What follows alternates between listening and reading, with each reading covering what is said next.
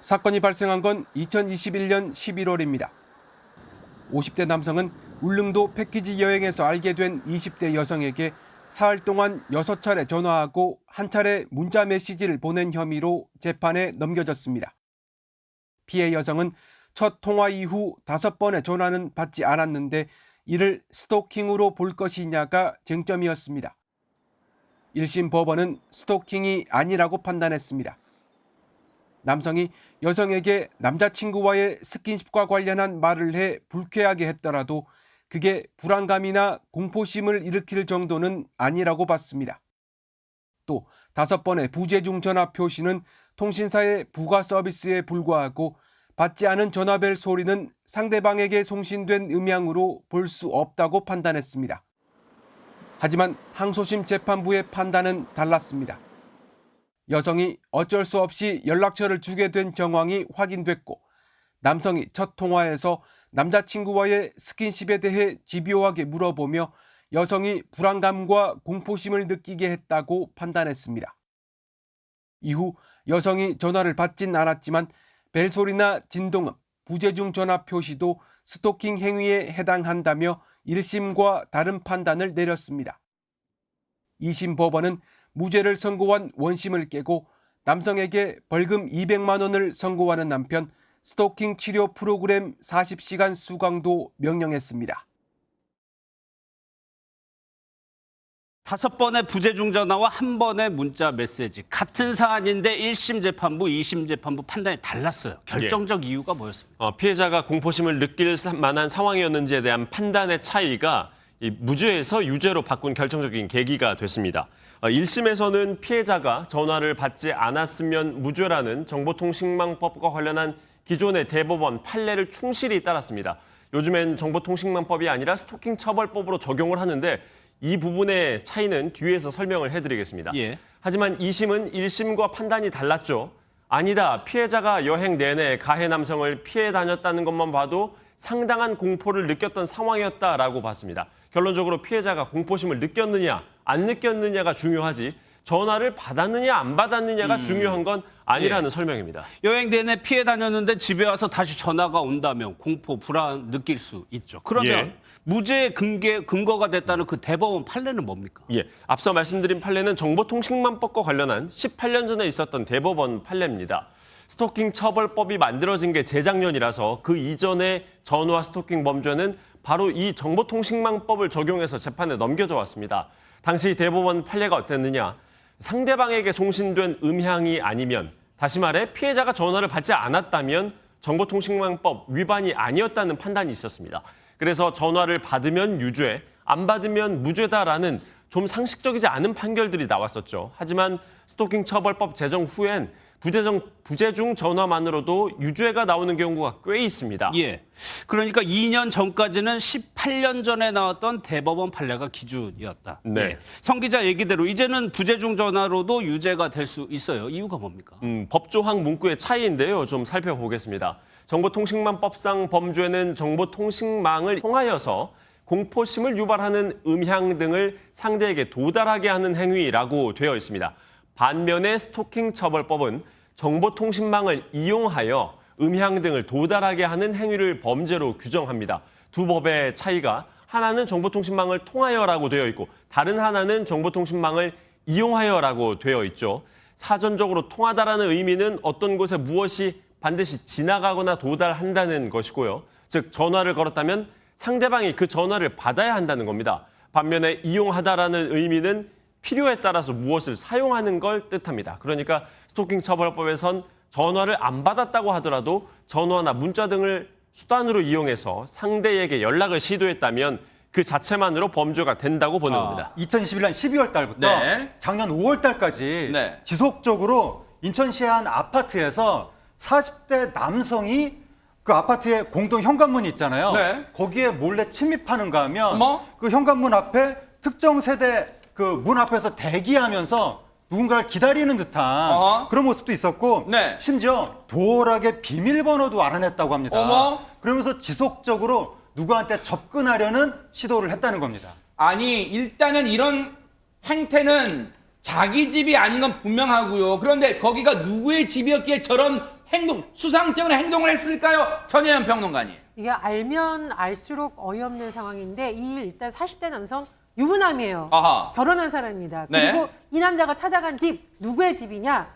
본인 아내 지인의 집입니다. 허허. 일방적으로 이 아내의 지인에게 호기심을 느껴서 이 집을 찾아간 건데 세상에. 문제는 계속 반복적으로 찾아가서 스토킹한 건데 무려 17차례나 이런 행동을 했다고 합니다. 어머. 아니 그 여성은 이 사실을 처음에는 몰랐을 수 있지만 나중에 뭔가 낌새란 게 있잖아. 사람의 촉이란 게 있잖아. 얼마나 불안했을까요, 백성원 변호사님. 그러니까 이거는 사실 굉장히 죄질이 안 좋죠. 예전에 이제 스토킹 범죄 처벌하는 특례법 이 법률이 생기기 전에는 네. 주거 침입 정도로밖에 처벌 못했어요. 그래요? 그냥 계속 찾아가서 보고 공동 현관 비밀번호 알아서 본인이 들어갔다면 이제 아예 집 현관에 비밀번호 누르고 들어가서 뭔가 범행했으면 이제 커지겠지만.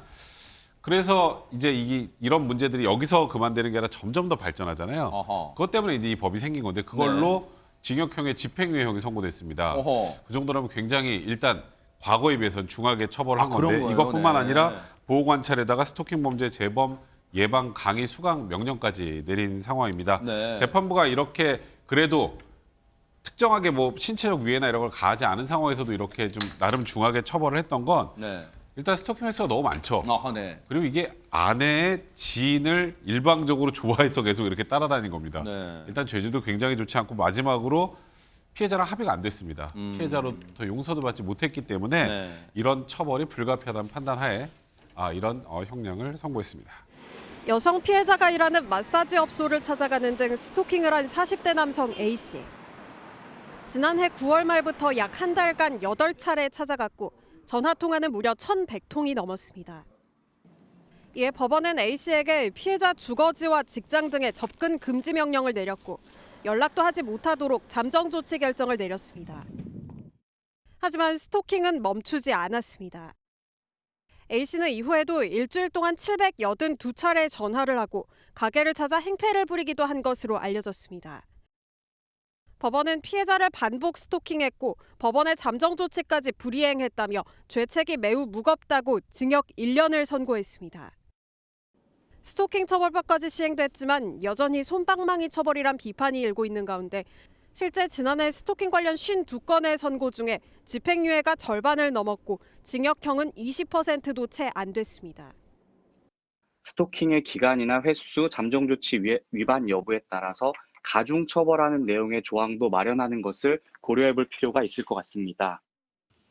일반 국민의 법 감정에 미치지 못하는 판결이 잇따르면서 스토킹 범죄에 대한 처벌을 무겁게 해야 한다는 목소리도 커지고 있습니다. 한 행인이 누군가를 붙잡아 제압합니다. 잠시 후 출동한 경찰이 바닥에 앉아있던 남성을 체포합니다. 인천의 한 골목길에서 50대 여성에게 흉기를 휘두른 피의자를 시민이 붙잡은 장면입니다. 사건은 한 식당에서 시작됐습니다. 한때 교제했던 남성이 욕설과 함께 연락을 계속해오자 여성이 경찰에 신고했고 이를 알게 된 남성이 여성이 운영하는 식당에 찾아가 범행을 저지른 겁니다. 피해 여성이 가게를 뛰쳐나와 도망치자 남성은 이 길로 여성을 쫓아와 다시 한번 흉기를 휘둘렀습니다. 여성은 목숨은 건졌지만 얼굴과 목 등 여러 곳을 크게 다쳤습니다. 스토킹 신고 1시간여 만에 벌어진 일입니다. 그냥 막 난리가 났어. 경찰들이 오고 그래서 보니까 차가 와서 싣고 가는데 보니까 피가 막 얼굴에 막. 피해 여성은 전에도 같은 남성에 대해 6차례나 스토킹 신고를 했지만 번번이 처벌을 원치 않는다고 한 것으로 전해졌습니다. 이번에도 출동한 경찰에게 경고만 해달라고 요청해 경찰은 절차에 따라 가해 남성에게 경고 전화만 했고 접근 금지 조치 등을 하지 않았습니다. 이 때문에 신고자의 의사와 상관없이 경찰이 스토킹 가해자를 강제 수사할 수 있게 하는 법 개정이 추진되고 있지만 입법 절차가 늦어지고 있습니다. 횡단보도 앞에 한참 서 있던 한 남성, 곧 건너가기 시작합니다. 맞은편에서 오던 하얀 패딩의 여성이 남성을 보고 우뚝 서자 남성이 곧바로 폭행하기 시작합니다. 몸싸움이 중앙 버스 정류장을 넘어 횡단보도까지 이어지자 놀란 행인들이 황급히 말립니다. 60대 남성 A씨가 평소 알고 지내던 여성 얼굴에 흉기를 휘둘러 현장에서 체포됐습니다. 피해 여성의 동선을 미리 파악하고 대로변에서 기다리던 남성은 여성이 버스에서 하차하자 횡단보도를 건너 범행을 저질렀습니다. 구급차로 병원에 옮겨진 피해 여성은 다행히 생명에는 지장이 없지만 얼굴 등을 크게 다친 것으로 전해졌습니다. 경찰차 2대, 119 차까지 차 왔더라고. 소방차까지. 신호등이니까 좀 많이 몰렸고 여자가 피투성 여자. 조사에서 A씨는 여성이 만나주지 않아 살해하려 했다고 진술했지만 경찰은 두 사람이 연인 사이는 아니었던 것으로 보고 있습니다. 범행 전까지 스토킹 신고는 없었지만 경찰은 남성이 피해 여성의 동선을 사전에 파악한 정황을 확인하고 살인 미수와 스토킹 혐의로 구속영장을 신청했습니다. 고개를 숙인 한 남성이 가게 안에 들어간 뒤 갑자기 몸에 불이 붙은 여성이 뛰쳐나옵니다. 그제 저녁 70대 남성이 스토킹해오던 옛 연인과 자신의 몸에 휘발유를 뿌리고 불을 붙인 겁니다. 이미 지난 7월 스토킹 혐의로 100m 이내 접근 금지와 연락 금지라는 잠정 조치를 받았는데 지난 11월 잠정 조치가 끝나자 다시 스토킹 행각을 벌였습니다. 당시 경찰은 이 남성의 위험도를 주의로 낮췄습니다. 남자가 찾아오고 접근이 너는 내려져가지고 금기 그걸 당했다가 하면 풀렸다더만 풀려가지고 계속 드나드는 것 같습니다. 3달 전 이곳 신당역에서 발생한 살인 사건도 스토킹 끝에 벌어진 일이었습니다. 이후 정부와 경찰은 스토킹 범죄에 대한 대안을 마련했지만 아직도 미흡하다는 지적이 나옵니다. 경찰은 신당역 살인 사건 이후 피해자와 가해자 분리를 위해 잠정 조치 중 가장 높은 유치장 감금을 2배 이상 신청했지만 법원의 결정률은 그만큼 늘어나지 않았습니다. 기본적으로 피해자가 해야 되는 거잖아요. 신청도 하고 입증도 하고 증명도 하고 증거도 내고 그래서 그게 참 하기가 어려운 부분이어서 전문가들은 스토킹 가해자에 대한 잠정 조치 기간 현행 최대 4달을 더 늘려야 한다고 조언합니다.